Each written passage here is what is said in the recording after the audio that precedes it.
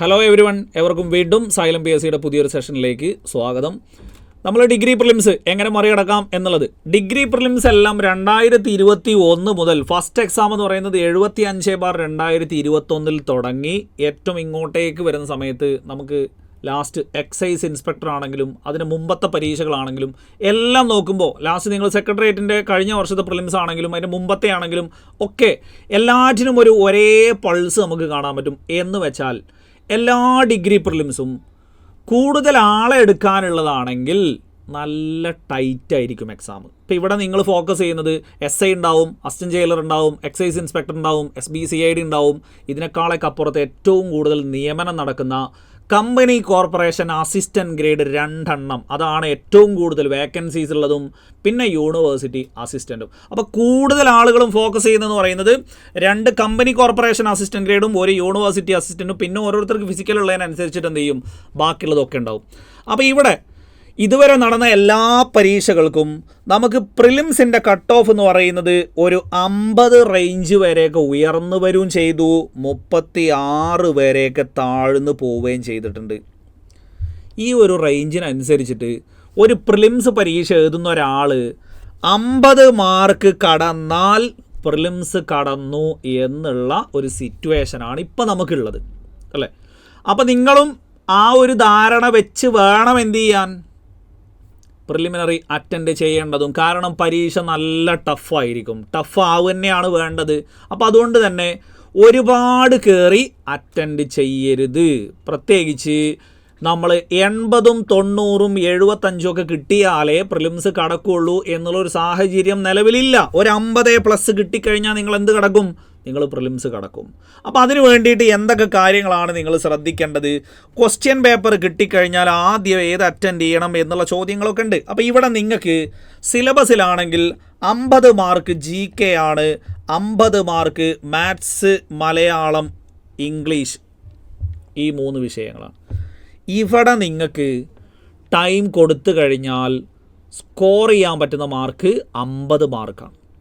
അത് നിങ്ങളൊരു maths, English, Malayalam advantage ഉള്ള ആളാണെങ്കിൽ പരീക്ഷ തുടങ്ങുമ്പോൾ ആദ്യമേ നിങ്ങൾക്ക് ഏത് ചെയ്യാം, മാത്സ്, മലയാളം, ഇംഗ്ലീഷ് ചെയ്യാം.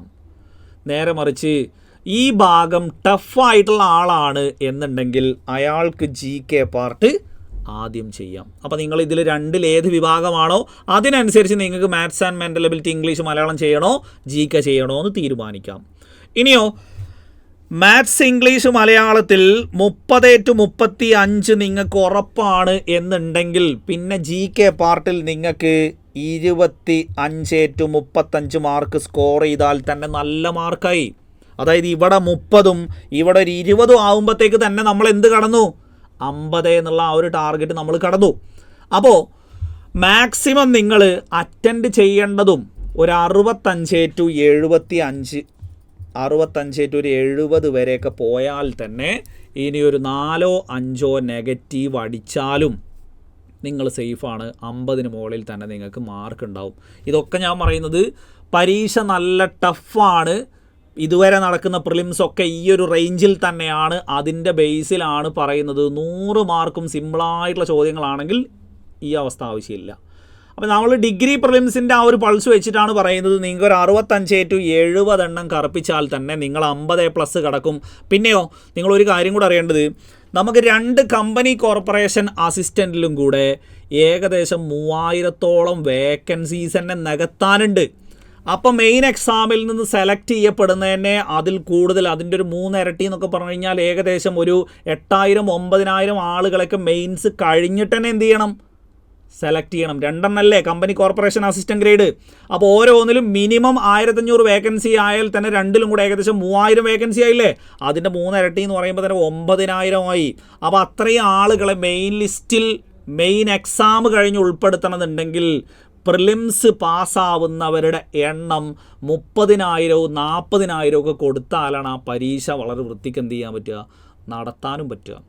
അപ്പോൾ അതുകൊണ്ട് തന്നെ ഒരു 40,000 പേരെയൊക്കെ പ്രിലിംസ് കടത്തി കട്ട് ഓഫ് നിശ്ചയിക്കണമെങ്കിൽ അത്രയും കട്ട് ഓഫ് ഇങ്ങോട്ടേക്ക് താഴും. ഒരു ടൈറ്റ് പരീക്ഷയിൽ 45, 46, 43 എന്നുള്ള ലെവലിലേക്കൊക്കെ കട്ട് ഓഫ് എന്ത് ചെയ്യാറുണ്ട്, താഴാറുണ്ട്. കഴിഞ്ഞ സെക്രട്ടേറിയറ്റിൻ്റെ പ്രിലിംസ് നോക്കുക, ഫസ്റ്റ് ഘട്ടം 45-50 സ്കോർ ചെയ്യാമായിരുന്ന പരീക്ഷ, അതായത് നല്ല ടഫായിരുന്നു.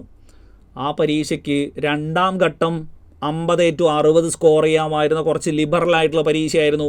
എന്നിട്ടും കട്ട് ഓഫ് ആദ്യ ഘട്ടത്തിനെ ഡിപ്പെൻഡ് ചെയ്തുകൊണ്ട് 46 കട്ട് ഓഫ്.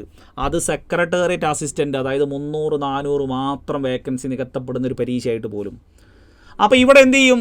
ഇവിടെ വേക്കൻസീസ് കൂടുതലാണ്, അതിനനുസരിച്ച് ആളുകൾക്ക് ലഭിക്കുന്ന അവസരവും കൂടുതലാണ്. അതുകൊണ്ട് തന്നെ കട്ട് ഓഫ് ഇങ്ങോട്ടേക്ക് പോരും. വെറുതെ 80-90 ഒന്നും കയറി കറുപ്പിക്കാൻ നിൽക്കരുത്. നമ്മുടെ പേനയും നമ്മളും ക്വസ്റ്റ്യൻ പേപ്പറും ഉണ്ടെങ്കിൽ നമുക്ക് പിന്നെയും കറുപ്പിക്കാൻ തോന്നും. അതുകൊണ്ടാണ് പറയുന്നത് അവസാനത്തെ 15 മിനിറ്റ് ഇഞ്ചുറി ടൈമാണ്. ഇഞ്ചുറി വരുത്തരുത്. വെറുതെ കയറി കറുപ്പിച്ച് കഴിഞ്ഞാൽ പോവാനേ ഉണ്ടാവുള്ളൂ. അതുകൊണ്ട് എന്ത് ചെയ്യുക? നിങ്ങൾ കറുപ്പിക്കുന്നതിൻ്റെ എണ്ണം ഒരു 65-70 ഒതുക്കുക. പിന്നെയോ മാത്സ്, ഇംഗ്ലീഷ്, മലയാളത്തിൻ്റെ ഭാഗത്തൊരു 30 മുകളിലേക്ക് സ്കോർ ചെയ്യാൻ ശ്രമിച്ചു കഴിഞ്ഞാൽ പിന്നെ നിങ്ങൾക്ക് GK പാർട്ടിൽ എന്ത് കുറയ്ക്കാം? GK പാർട്ടിൽ ഭാരം കുറയ്ക്കാം. കാരണം GK പാർട്ടിൽ നിങ്ങൾ 50 വർഷം എടുത്ത് പ്രിപ്പയർ ചെയ്താലും 50-50 കിട്ടാൻ പോകുന്നില്ല. കാരണം എന്താ? നമുക്കവിടെ 50 ക്വസ്റ്റ്യൻ ഫുള്ളായിട്ട് ശരിയുള്ള ചോദ്യം തന്നെങ്കിലല്ലേ എല്ലാ ഡിഗ്രി പ്രിലിംസ് നോക്കിക്കഴിഞ്ഞാൽ GK പാർട്ടിൽ ഡിലീറ്റഡ്. ഈവൻ 2024 നമ്മൾ 23 നമ്മൾ കണ്ടാണ് 16 ക്വസ്റ്റ്യൻ വരെ ഒരൊറ്റ ക്വസ്റ്റ്യൻ പേപ്പറിൽ നിന്ന് ഡിലീറ്റ് ചെയ്തിട്ടുണ്ട്. അതായത് മുഴുവനായിട്ട് ശരിയുള്ള ചോദ്യങ്ങൾ തരാനുള്ള ചോദ്യകർത്താക്കളൊന്നും ഇവിടെ ഇല്ല എന്നുള്ളതാണ് റിയാലിറ്റി. അപ്പോൾ അതുകൊണ്ട് തന്നെ GK പാർട്ടിൽ പരമാവധി ഭാരം കുറച്ച് 25-35. ഇനി അത് എങ്ങനെ അറ്റൻഡ് ചെയ്യണം എന്നുള്ളതാണ് ഞാൻ പറയുന്നത്. നിങ്ങൾ പരീക്ഷയ്ക്ക് മാത്സ്, ഇംഗ്ലീഷ്, മലയാളം അഡ്വാൻറ്റേജുള്ള ആളാണെങ്കിൽ അത് ചെയ്ത് കഴിഞ്ഞ ശേഷം GK പാർട്ടിലേക്ക് വരുന്നു. GK പാർട്ടിലെ 50 ചോദ്യങ്ങളിൽ ഒരു 20 ചോദ്യങ്ങൾ ചെറിയ ചോദ്യങ്ങളുണ്ടാവും. ഇപ്പോൾ നമ്മൾ കണ്ടിട്ടുണ്ടാവും എന്ത്, ഈ പ്രാതിനിധ്യമില്ലാതെ നികുതി ഇല്ല എന്ന മുദ്രാവാക്യം ഏത് വിപ്ലവവുമായി ബന്ധപ്പെട്ടിരിക്കുന്നു, അല്ലെങ്കിൽ വൈറ്റമിൻ ഡിയുടെ അഭാവം മൂലം ഉണ്ടാകുന്ന രോഗം എന്നൊക്കെ പറഞ്ഞിട്ട് എല്ലാ പരീക്ഷയിലും എല്ലാവർക്കും കിട്ടുന്ന കുഞ്ഞു ചോദ്യങ്ങൾ കുറച്ചുണ്ടാവാറില്ലേ? അപ്പോൾ 50 GK പാർട്ടിലുള്ള ചെറിയ ചോദ്യങ്ങൾ മാത്രം ഓരോന്നായിട്ട് പെറുക്കിയിടുക. അത് ചിലപ്പോൾ ഒരു പേജിൽ ആകെ 1-2 ഒക്കെ ഉണ്ടാവുള്ളൂ. അങ്ങനെയുള്ളത് ആദ്യം പെറുക്കിയിട്ട് അത് 20 എണ്ണൊക്കെ ആയിരിക്കും ചിലപ്പോൾ മാക്സിമം ഉണ്ടാവുക. കുഞ്ഞു ചോദ്യങ്ങൾ അത് പെറുക്കി പോക്കറ്റിലാക്കുക. അത് പോക്കറ്റിലായി കഴിഞ്ഞാൽ അത് സേഫായില്ലേ? ശേഷം വലിയ പ്രസ്താവന ചോദ്യങ്ങളുടെ മുമ്പിലേക്ക് ഇരിക്കുമ്പോൾ ആദ്യമേ മൈൻഡിലൊരു ധാരണ വേണം, ഉണ്ടാക്കി വെച്ച മാർക്ക് പോവരുത്. എന്നിട്ട് പ്രസ്താവന ഒന്ന് വായിച്ചു, ഒന്നാമത്തെ പ്രസ്താവന വായിച്ചു, അത് ശരിയാണെന്ന് തോന്നി, നേരെ ഏതിലേക്ക് പോകണം? ഓപ്ഷനിലേക്ക് പോകണം. അതിന് മുന്നേ ഏത് മാർക്ക് ചെയ്യണം? താഴെ കൊടുത്തിരിക്കുന്ന പ്രസ്താവനകളിൽ ശരിയായവ തിരഞ്ഞെടുക്കുക, ശരിയല്ലാത്തവ തിരഞ്ഞെടുക്കുക.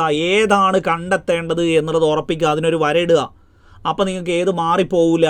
പലപ്പോഴും നമ്മൾ നോട്ട് ട്രൂ എന്നായിരിക്കും അവിടെ കൊടുത്തിട്ടുണ്ടാവുക. ഓപ്ഷൻ്റെ സെറ്റ് ഏതായിരിക്കും? ശരിയായവയുടെ സെറ്റായിരിക്കും. എന്നിട്ട് നമ്മളെ ധാരണയിൽ ഞാൻ ശരിയായതാണെന്ന് വിചാരിച്ചിട്ട് കറുപ്പിച്ച് പോയി എന്ന് പറയും. അപ്പോൾ അങ്ങനത്തെ ട്രാപ്പുകൾ വരാതിരിക്കാൻ ശരിയായവ, ശരിയല്ലാത്തവ അതൊന്ന് മാർക്ക് ചെയ്യുക. എന്നിട്ട് നേരെ ഓപ്ഷനിലേക്ക് പോവുക. അപ്പോഴും പ്രസ്താവനയിലേക്ക് പോകരുത്. പ്രസ്താവനയിലേക്ക് പോകാതെ ഓപ്ഷനിൽ പോയിട്ട് ജോഡികളാണോ തന്നിരിക്കുന്നത്, സിംഗിളാണോ തന്നിരിക്കുന്നത്, 2ൽ കൂടുതലുള്ളവയാണോ തന്നിരിക്കുന്നത് നോക്കുക. അപ്പം നമുക്ക് PSC ഉദ്ദേശിക്കുന്ന ശരിയായവയുടെ എണ്ണം 2 എണ്ണമാണ്, അല്ലെങ്കിൽ 1 എണ്ണമാണ്, 3 എണ്ണമാണ് എന്നൊക്കെ മനസ്സിലാക്കാൻ പറ്റും. എന്നിട്ട് അതിനനുസരിച്ചിട്ട് പ്രസ്താവന വായിക്കുക. ഒന്നാമത്തെ പ്രസ്താവന വായിച്ചു, ശരിയാണ്. ശരിയായ ഒന്നാമത്തെ പ്രസ്താവന നമുക്ക് അറിയുന്നതായതുകൊണ്ട് ഒന്ന് ശരിയുള്ള എത്ര ഓപ്ഷൻ ഉണ്ട് എന്ന് 4 എണ്ണത്തിൽ നോക്കുക. അപ്പോൾ ചിലപ്പോൾ ഒന്ന് ശരിയുള്ളത് 2 എണ്ണത്തിലായിരിക്കും ഉണ്ടാവുക. അപ്പോൾ നമുക്ക് സിയും ഡിയും ബിയും കട്ട് ചെയ്യാം. പിന്നെ ഈ 2 എണ്ണത്തിൽ നോക്കിയാൽ മതി. രണ്ടാമത്തെ പ്രസ്താവന വായിക്കുന്നു, രണ്ടാമത്തെ പ്രസ്താവനയും ശരിയാണ്, അല്ലെങ്കിൽ രണ്ടാമത്തെ പ്രസ്താവന തെറ്റാണ്. അപ്പോൾ നമുക്കിവിടെ നോക്കാൻ പറ്റും, ഒന്ന് ശരിയുള്ളതും 2 ഇല്ലാത്തതുമായ ഓപ്ഷൻ ഏതാണ്? അപ്പോൾ തന്നെ ഉത്തരം തീരുമാനമാവുന്നു. 4 പ്രസ്താവനയും വായിച്ച് നെല്ലും പതിരും വേർതിരിച്ച് പിന്നെ ഓപ്ഷനിലേക്ക് പോയി സമയം കളയുന്ന രീതി ഡിഗ്രി പ്രിലിംസിന് ആപ്റ്റ് അല്ല. എപ്പോഴും എന്ത് ചെയ്തോണം? എലിമിനേഷൻ എന്ന ടെക്നിക്ക് യൂസ് ചെയ്തുകൊണ്ട് ഒരു പ്രസ്താവന വായിച്ചു ഓപ്ഷനിലേക്ക് പോവുക, രണ്ടാമത്തെ പ്രസ്താവന വായിച്ചു ഓപ്ഷനിലേക്ക് പോവുക. ഈ രീതി അവലംബിച്ച് കഴിഞ്ഞാൽ നിങ്ങൾക്ക് സമയം ഒരുപാട് ലാഭിക്കാൻ പറ്റും. ഇനി മാച്ച് ദ ഫോളോയിങ് ആണ് വരുന്നതെങ്കിൽ ഒന്നാമത്തേൻ്റെയും അവസാനത്തേൻ്റെയും നോക്കുക. അപ്പോഴത്തേക്ക് തന്നെ ഏകദേശം എന്ത് ചെയ്യും? 1-ന് സിയും 4-ന് എയുമുള്ള എത്ര ഓപ്ഷൻ ഉണ്ട്? അങ്ങനെ നോക്കുമ്പോൾ 1 ഉണ്ടാവുള്ളൂ. ചിലപ്പോൾ ഒരെണ്ണം മാത്രമാണ് നോക്കുന്നത് വെച്ചാൽ 1-ന് സി ഉള്ള എത്ര എണ്ണം ഉണ്ട് നോക്കിക്കഴിഞ്ഞാൽ ചിലപ്പോൾ എന്ത് ചെയ്യും, ഒക്കെ സി തന്നെ ആയിരിക്കും. അപ്പോൾ നമ്മൾ വീണ്ടും അടുത്തതാണ് നോക്കുക. അപ്പോൾ 4-മത്തെ നോക്കുക. ഇങ്ങനെ എലിമിനേഷൻ ടെക്നിക്ക് പറ്റുന്നിടത്തൊക്കെ എന്ത് ചെയ്യുക, യൂസ് ചെയ്യുക. ചിലത് നമുക്ക് എങ്ങനെ സഹായിച്ചു തരും? ചിലപ്പോൾ ആകെ 4 എണ്ണം കൊടുത്തതിൽ ഒരെണ്ണമായിരിക്കും പ്രസ്താവന തെറ്റുണ്ടാവുക. അപ്പോൾ സി തെറ്റുള്ള അല്ലെങ്കിൽ 3-മത്തെ പ്രസ്താവന തെറ്റുള്ളത് ചിലപ്പോൾ ആകെ ഒറ്റ ഓപ്ഷനേ ഉണ്ടാവുള്ളൂ. അങ്ങനെ നമുക്ക് നേരെ ഉത്തരത്തിലേക്ക് അവിടെ വലിയ റിസ്ക് എടുക്കേണ്ടി വരില്ല. അപ്പോൾ അതുകൊണ്ട് എലിമിനേഷൻ എപ്പോഴും യൂസ് ചെയ്തോണം. വലിയ വലിയ ചോദ്യങ്ങൾക്ക് മുന്നിൽ, പ്രസ്താവനകൾക്ക് മുന്നിൽ ഈ രീതിയിലാണ് എന്ത് ചെയ്യേണ്ടത്, പോവേണ്ടത്. അപ്പോൾ ഞാൻ പറഞ്ഞു, ചെറിയ ചെറിയ ചോദ്യങ്ങൾ ആദ്യം പോക്കറ്റിലാക്കി ഒരു 20 എണ്ണം കിട്ടി. പിന്നെയോ വലിയ വലിയ ചോദ്യങ്ങൾ എലിമിനേഷനും മറ്റുമൊക്കെ നമ്മൾ നോക്കിയിട്ട് എന്ത് ചെയ്യുന്നു, വീണ്ടും ഒരു 10 to 15 എണ്ണം നമുക്ക് അവിടെയും കിട്ടുന്നു. അപ്പോൾ തന്നെ ഏകദേശം നമ്മളൊരു 35 എണ്ണം അറ്റൻഡ് ചെയ്ത് കിട്ടിയ ലെവലാവും. അപ്പുറത്ത് മാത്സ് ആൻഡ് ഇംഗ്ലീഷ് മലയാളവും ഏകദേശം ഒരു 35 എണ്ണമൊക്കെ കിട്ടിയ ലെവലാണെങ്കിൽ ഇപ്പോൾ നമ്മൾ ഏകദേശം 70 അറ്റൻഡ് ചെയ്ത ലെവലായി. അതിലൊരു 5 or 6 നമ്മളെ ധൃതി പിടിച്ചുള്ളതിൽ തെറ്റിപ്പോയാലും നമുക്ക് എന്ത് ചെയ്യാൻ പറ്റും, 50+ അവിടെ കടന്നിട്ടുണ്ടാവും. അപ്പോൾ ഇങ്ങനെ ഈ പ്രിലിംസ് ക്ലിയർ ചെയ്യേണ്ട അല്ലെങ്കിൽ പ്രിലിംസിൻ്റെ ആ ഒരു ട്രെൻഡ് അനുസരിച്ച് നമ്മൾ അറ്റൻഡ് ചെയ്ത് കഴിഞ്ഞാൽ നമുക്ക് കടക്കാവുന്നതേ ഉള്ളൂ. പിന്നെയോ പരീക്ഷയ്ക്ക് പോകുമ്പോൾ എല്ലാവർക്കും ടെൻഷൻ ഉണ്ടാവും. ആർക്ക് മാത്രമേ ടെൻഷൻ ഉണ്ടാവാത്തുള്ളൂ? ഒട്ടും പഠിക്കാതെ കല്യാണത്തിനൊക്കെ പോകുന്ന പോലെ PSC പരീക്ഷകളിലൂടെ വിനോദസഞ്ചാരം നടത്തുന്ന ആളുകൾക്ക് യാതൊരു ടെൻഷനും ഉണ്ടാവില്ല. അവരിങ്ങനെ കമൻ്റൊക്കെ ഇടുന്ന് കാണാം, കേരള PSC കാരണം ഇനി ആകെ ഒരു ജില്ല കൂടിയേ കാണാൻ ബാക്കിയുള്ളൂ എന്നൊക്കെ പറഞ്ഞ് കമൻ്റൊക്കെ കാണാം. അപ്പോൾ ഒരിക്കൽ യാതൊരു ടെൻഷനും ഉണ്ടാവില്ല. ഒരു പുതിയ ആളുകളെ പരിചയപ്പെടുന്നു, പുതിയ സ്ഥലങ്ങൾ കാണുന്നു, അങ്ങനെ പോയിക്കൊണ്ടേയിരിക്കും. പക്ഷേ പഠിച്ച എല്ലാവർക്കും ടെൻഷൻ ഉണ്ടാവും. ആ ടെൻഷൻ്റെ തോത് കുറയ്ക്കുക എന്നുള്ളതാണ്. അത് നമ്മൾ ഇത്ര ആലോചിച്ചാൽ മതി. ഈ പ്രിലിംസ് കിട്ടി, ഇതിൻ്റെ മെയിൻസും കിട്ടിക്കഴിയുമ്പോൾ തിരിഞ്ഞു നോക്കുമ്പോൾ ഈ സങ്കടങ്ങളൊക്കെയാണ് എനിക്ക് തിരിഞ്ഞു നോക്കി ചിരിക്കാനുള്ള വകുപ്പുണ്ടാവുന്നത്. പുഞ്ചിരി സമ്മാനിക്കുന്ന ഓരോരോ അവസരങ്ങളാണ് ഇപ്പം നമ്മൾ ടെൻഷൻ അടിക്കുന്നതും. അതേപോലെ നല്ല രീതിയിൽ എക്സാം എഴുതി കഴിഞ്ഞ് നമ്മൾ ആ ഹാളിൽ നിന്ന് ഇങ്ങോട്ട് ഇറങ്ങുമ്പോൾ ഒരു വലിയൊരു ഭാരം നമ്മളിൽ നിന്ന് അങ്ങോട്ട് ഇറങ്ങിപ്പോയൊരു ഫീല് നമുക്ക് ഉണ്ടാവുകയും ചെയ്യും. അപ്പോൾ അതുകൊണ്ട് നമുക്ക് എന്ത് ചെയ്യാം, ടെൻഷൻ കുറച്ചൊക്കെ ഉണ്ടാവും. പരമാവധി തലേ ദിവസം സ്ട്രെസ് ഉണ്ടാക്കുന്ന തരത്തിൽ എന്ത് ചെയ്യരുത്, തലേ ദിവസം ഇനി വല്ല മോക്ക് ടെസ്റ്റോ അല്ലെങ്കിൽ മോഡൽ എക്സാമോ പോയിട്ട് ടഫുള്ളത് എഴുതിയിട്ട് മനസ്സ് ഡൗൺ ആവുന്ന തരത്തിലേക്ക് നിങ്ങൾ പോവരുത്. അതോടൊപ്പം തന്നെ തലേ ദിവസം മറ്റേ ടെൻഷൻ അടിപ്പിക്കുന്ന സിനിമകൾ എന്തെങ്കിലും ഉണ്ടെങ്കിൽ അത് പോയി കണ്ടിട്ട് അവിടെയും ടെൻഷൻ അടിച്ചിരുന്നിട്ട് മൈൻഡ് റിലാക്സ് ആക്കാമെന്ന് വിചാരിച്ച് നോക്കുമ്പോൾ അവിടെ നടക്കില്ല എന്ന് പറഞ്ഞിട്ട് അതിനും ചെയ്യേണ്ട. പരമാവധി എന്ത് ചെയ്യുക, നമ്മൾ കുട്ടികളുടെ കൂടെയോ അല്ലെങ്കിൽ നമ്മൾ ഫ്രണ്ട്സിൻ്റെ കൂടെയൊക്കെ കുറച്ച് നേരമൊക്കെ സംസാരിച്ച് തലേ ദിവസം നന്നായിട്ട് ഉറങ്ങുക. ഒപ്പം തലേ ദിവസം നിങ്ങളുടെ ഏറ്റവും നോക്കേണ്ട, അവസാന വട്ടം നോക്കേണ്ട കാര്യങ്ങൾ മാത്രം ഓടിച്ചെന്ത് ചെയ്യുക, നോക്കുക. അതായത് ചില കാര്യങ്ങൾ നമ്മൾ നിയമങ്ങളൊക്കെ നോക്കുമ്പോൾ ചിലതൊക്കെ നമുക്ക് അല്ലെങ്കിൽ കറണ്ട് അഫേഴ്സിലുള്ള കാര്യങ്ങളൊക്കെ നോക്കുന്ന സമയത്ത് നമുക്ക് ആ പരീക്ഷേൻ്റെ തലേ ദിവസം നോക്കിക്കഴിഞ്ഞാൽ അത് ഓർമ്മ ഉണ്ടാവും എന്ന് വിചാരിച്ച് പോകേണ്ട കാര്യങ്ങളുണ്ടല്ലോ, അത് മാത്രം ഒരു ഔട്ട്ലൈൻ ഇട്ടിട്ട് എന്ത് ചെയ്യുക, നോക്കുക. കാരണം എന്താണെന്ന് വെച്ച് കഴിഞ്ഞാൽ നമുക്ക് തലേ ദിവസം ഉണ്ടാവുന്ന ഒരു ഡൗൺ അത് നമുക്ക് പിന്നീട് പൊക്കിക്കൊണ്ടുവരാൻ ഏകദേശം ഒരാഴ്ചയോളം സമയമെടുക്കും. അപ്പോൾ ഇന്ന് നമ്മളൊരു ലാസ്റ്റ് വട്ട പരീക്ഷ എന്നൊക്കെ പറഞ്ഞ് ഇന്നാണ് എഴുതി നമ്മൾ പ്രതീക്ഷ പോലെ പെർഫോം ചെയ്തില്ല എന്നുണ്ടെങ്കിൽ നാളെയാണ് നമ്മൾ യഥാർത്ഥ എക്സാം നടക്കുന്നത്. അപ്പോൾ ഇന്നേ നമ്മൾ ഡൗണായി, നാളത്തെ ഇതിൻ്റെ ബാക്കിയും കൂടെ ആയിട്ടായിരിക്കും നമ്മൾ എന്ത് ചെയ്യുന്നത്, ഫീൽ ചെയ്യുന്നത്. അപ്പോൾ അതുകൊണ്ട് എന്ത് ചെയ്യുക, തലേ ദിവസം പരമാവധി റിലാക്സായി നല്ലൊരു ഉറക്കമൊക്കെ ഉറങ്ങി പിറ്റേ ദിവസം എക്സാം ഹാളിൽ നേരത്തെ പോകുന്ന തരത്തിൽ എന്ത് ചെയ്യുക, പരീക്ഷയ്ക്ക് പോയിക്കോളുക. പിന്നെ നിർബന്ധമായിട്ടും ഹാളിൽ ഒരു 2 മണിക്കൂർ മുന്നേക്ക് എത്തിക്കഴിഞ്ഞാൽ നിങ്ങൾക്ക് ഹാളിലേക്ക് അപ്പം കയറാൻ സമ്മതിച്ചിട്ടില്ല, ആ സ്കൂളുമായിട്ട് നിങ്ങൾക്ക് ആ സ്ഥലവുമായിട്ട് ഒരു പരിചയവും ഒക്കെ ആയി റിലാക്സ് ആയിട്ട് പോയിട്ട് ഇരുന്ന് എഴുതാൻ പറ്റും. അല്ലാതെ കറക്റ്റ് 1:25 അവിടെ എത്തി നമ്മൾ തേടി പിടിച്ച് ദീർഘശ്വാസത്തോടുകൂടെയൊക്കെ ഹാളിൽ വന്ന് ഇരുന്ന് നമ്മളെ ഹാർട്ട് ബീറ്റ് ഇങ്ങനെ കൂടിക്കൊണ്ടിരിക്കും. അതിൻ്റെ ഇടയിലാണ് പിന്നെ നമ്മൾ എന്ത് ചെയ്യുന്നത്, ഇപ്പോൾ ബെല്ലടിക്കുമല്ലോ, ക്വസ്റ്റ്യൻ പേപ്പർ വരാനായല്ലോ, ഇങ്ങനെയൊക്കെ ധൃതി പിടിച്ചു കഴിഞ്ഞാൽ ഉള്ളതും കൂടെ തെറ്റും എന്നുള്ളതാണ്. ഇപ്പോൾ 2 മണിക്കൂർ മുന്നേ തന്നെ എക്സാം സെൻറ്ററിലെത്തുക, ഭക്ഷണമൊക്കെ കഴിച്ച്, കാരണം ആരോഗ്യപരമായിട്ട് വേറൊരു പ്രശ്നങ്ങൾ എന്ത് ചെയ്യരുത്, വരരുത്. ബ്ലോക്കുകളൊക്കെ പ്രതീക്ഷിക്കണം, നേരത്തെ കാലത്ത് പോവുക. ID കാർഡ് ഒറിജിനൽ എടുക്കുക, ഫോട്ടോ കോപ്പി ലാമിനേറ്റഡ് ഒന്നും ചില ഉദ്യോഗസ്ഥർ എന്ത് ചെയ്യൂല, അവിടെ പരിഗണിക്കാറേ ഇല്ല, ഒറിജിനൽ മാത്രം എന്നുള്ളതാണ്. നിങ്ങൾ കൊണ്ടുപോകുന്ന ID കാർഡ് ഏതാണോ അത് ഒറിജിനൽ കൊണ്ടുപോവുക, അല്ലാതെ ലാമിനേറ്റഡ് കോപ്പിയൊന്നും ആക്സെപ്റ്റബിൾ അല്ല. പിന്നെയോ നമ്മുടെ രജിസ്റ്റർ നമ്പർ കറക്റ്റായിട്ട് എഴുതി കറുപ്പിച്ചു എന്ന് തന്നെ ഉറപ്പ് വരുത്തിക്കൊള്ളുക. ബാക്കി നിങ്ങൾക്ക് 100ൽ 100 അടിച്ചാലും രജിസ്റ്റർ നമ്പർ ബബിൾ ചെയ്ത് തെറ്റിക്കഴിഞ്ഞാൽ പിന്നെ അസാധു ലിസ്റ്റിലാണ് വരിക. അതുകൊണ്ട് അത് പ്രത്യേകം ശ്രദ്ധിച്ചോണം. ഒപ്പം നിങ്ങൾ ഒപ്പിടേണ്ട സ്ഥാനത്ത് ഒപ്പിടാനുണ്ടെങ്കിൽ കറക്റ്റായിട്ട് ഒപ്പിടുക. ഇൻവിജിലേറ്റർ നിങ്ങളുടെ OMRൽ ഒപ്പിട്ടു എന്ന് ഉറപ്പ് വരുത്തേണ്ടത് ഇൻവിജിലേറ്റർ അല്ല. ക്ലാസ്സിൽ നിന്ന് ഇറങ്ങുന്നതിന് മുമ്പ് നിങ്ങളുടെ OMRൽ ഇൻവിജിലേറ്റർ ഒപ്പിട്ടു എന്നുകൂടി എന്ത് ചെയ്യണം, ഉറപ്പ് വരുത്തിക്കോണം. പിന്നെ നല്ല ചൂടാണ്, അത്യാവശ്യത്തിന് വെള്ളവും കാര്യങ്ങളും ഒക്കെ കയ്യിൽ കരുതിയിട്ടൊക്കെ എന്ത് ചെയ്യുക, പോവുക.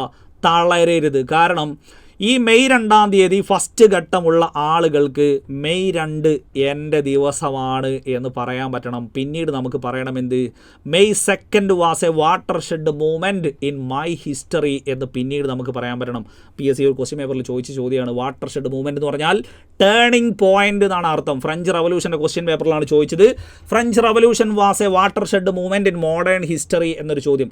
ഏത് റവല്യൂഷനും വാട്ടർ ഷെഡ് മൂവ്മെൻ്റാണ്. അതൊരു ശരിയായ പ്രസ്താവനയാണ്. അപ്പോൾ ഇത്രയും കാര്യങ്ങളൊക്കെ ഒന്ന് ശ്രദ്ധിക്കുമെന്ന് വിചാരിക്കുന്നു.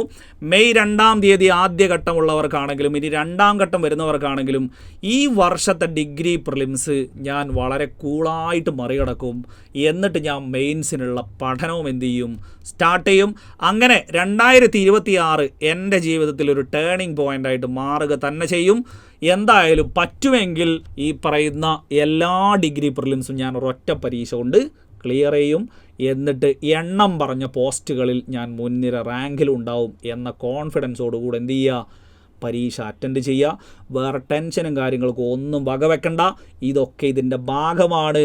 പരീക്ഷയ്ക്ക് പഠിച്ചവന് കൂടപ്പറപ്പാണ് ടെൻഷനും കാര്യങ്ങളൊക്കെ. കാരണം അവൻ നേടുന്നതിന് മുന്നേ അവനെ നേടുമോ വരുമോ ഇല്ലയോ എന്നുള്ള ആ ഒരു മനസ്സിൻ്റെ ചാഞ്ചാട്ടത്തിലേക്ക് ഇങ്ങനെ കൊണ്ടെത്തിച്ച് അവൻ നേടിക്കഴിയുമ്പോൾ അതിൽ നിന്നുള്ളൊരു സ്വാതന്ത്ര്യമാണ് അവൻ എന്ത് ചെയ്യുന്നത്, ആ സാറ്റിസ്ഫാക്ഷനിലൂടെ അനുഭവിക്കുന്നത്. സോ അങ്ങനെ നമുക്ക് അനുഭവിക്കണ്ടേ? അപ്പോൾ ഈ ഡിഗ്രി പ്രിലിംസ് നമ്മൾ അടിച്ചിരിക്കും. അത് കഴിഞ്ഞ് നമ്മൾ എന്ത് ചെയ്യും, മെയിൻസിലും ഇതിനേക്കാളും വലിയൊരു പെർഫോമൻസ് കാഴ്ചവെച്ചിട്ട് എന്ത് ചെയ്യും, ഈ വർഷം തന്നെ ഡിഗ്രി ലെവലിലുള്ള ഒരു ജോലി ഉറപ്പിച്ച് നമ്മൾ എന്തായാലും ജീവിതം ധന്യമാക്കും. അങ്ങനെ നിങ്ങൾക്ക് സാധിക്കട്ടെ എന്ന് ആശംസിക്കുന്നു, പ്രാർത്ഥിക്കുന്നു. Best wishes.